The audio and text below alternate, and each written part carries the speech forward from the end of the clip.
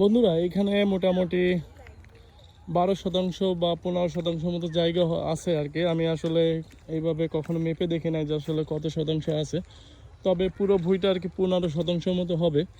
এইখানে এই যে যে নালীগুলো দেখছেন, এই নালীগুলো আমি কাটছি হচ্ছে এই কারণেই যে এই যে যে এই যে দেখেন, এই পাশে একটা নালী, আমি আপনাদেরকে একটু দেখাই। এই পাশে একটা নালী, এই নালীগুলো কাটা হচ্ছে এই কারণেই যে আমি যখন পানি দিব তখন আমি এই নালীতে দাঁড়ায় বা আমার এই সবজি, এইখানে তো আসলে বিভিন্ন ধরনের সবজি চাষ করা হবে, এই সবজিগুলা আমি টেক কেয়ার করতে পারবো বা কাজে আসতে পারবো, আমার ফসলের মানে সবজির কোনো ক্ষতি হবে না।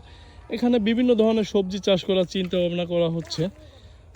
একটা ফ্যামিলিতে প্রথমে হচ্ছে একটা পারিবারিক সবজি বাগান বলতে পারেন, এটা আর কি চিন্তা ভাবনা। এই যে দেখেন, এই যে নালীগুলা মোটামুটি 1 ফিট করে রাখা হয়েছে।